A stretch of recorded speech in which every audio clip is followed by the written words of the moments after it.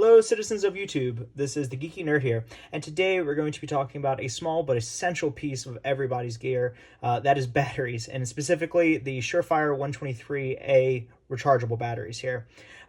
So, before I begin, I'd like to send a big thank you out to everyone who has liked, commented, and subscribed on the previous videos. If you enjoy this video, enjoy the type of content we have here, please consider liking, commenting, and or subscribing. And with the PR out the way, let's get into it. So, CR123s. They're cheap, but not that cheap. They are readily available, but not that readily available. So the batteries, of course, I'm talking about here, right, are standard. This is a standard CR123 Duracell, in this case, battery. But the SureFires have a little trick up their sleeve, and that is they are rechargeable. Now, what sets these apart from other rechargeables? Well, I'm glad you asked. So, as you see here, they are 3.2 volts, 1.44 watts, which is the same as the standard 123A batteries. Now, there is some misconceptions out there that if you put the battery in, battery fits. If it fits, it ships, and you're safe to use it. Now, that's not the case with these, especially considering the items that we are putting these CR123s in.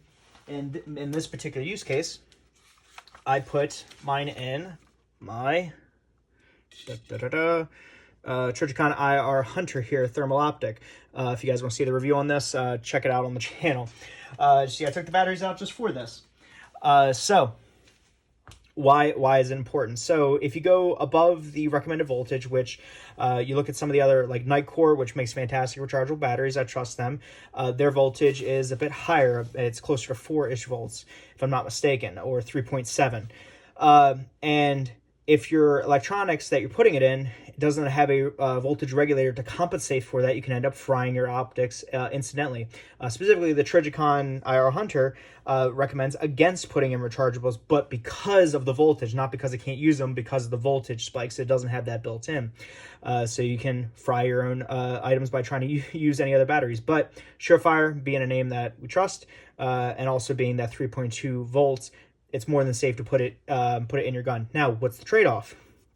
Well, on a standard CR123A, you're getting about, give or take, 1,400 milliamps worth of power, versus on these SureFires here, I don't know if they list them on here. Let's see. Don't believe they do. Well, 1.44. Yeah, so you're getting around 300-ish, maybe 400-ish milliamps. So you're getting a third, a fourth, what have you, do the math, right? But you are getting considerably less power runtime out of your devices, but you are doing it in a safe way. Now, of course, what that comes in is if you shove a few of these in your bag, that's fine. You can kind of compensate for it, but you do have to carry 3, potentially 4 to make up for one of these.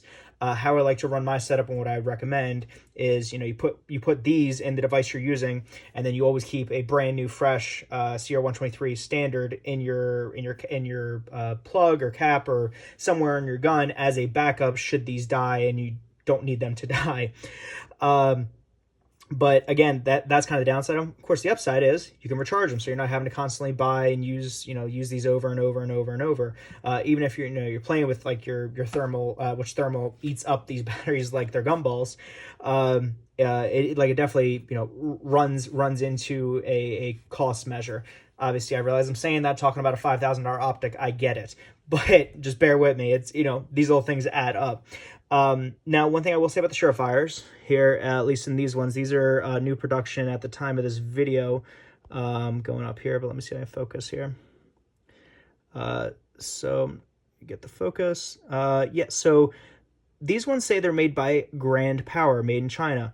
So obviously SureFire is not making their own batteries. They are basically outsourcing them. They're putting their name on it. They're outsourcing it to another company. There was earlier versions of these were made by Panasonic. I did a little bit of research. It doesn't seem that Grand Power is a subsidiary of Panasonic. Panasonic, as we all know, makes fantastic batteries, especially like the Any-Loop rechargeable batteries. Got away from me there for a second. But these ones appear to be made by Grand Power, a Chinese company. Again, the fact that it's SureFire's name on it, I know they have obviously a good reputation, as we all know in the gun community here. And the fact that they are rated at the 3.2, I did verify that with my multimeter. Again, I feel more than safe putting putting these in any type of device that's calling for CR123s.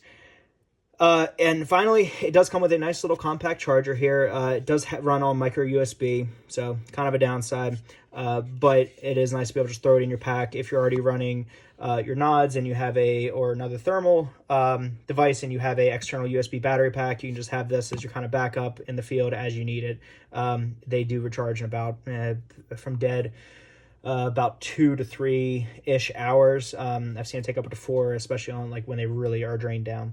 But overall, again, just wanted to talk about these with you guys, say that I trust it with my optic, and if you're looking for a rechargeable option, I would recommend these above every other one.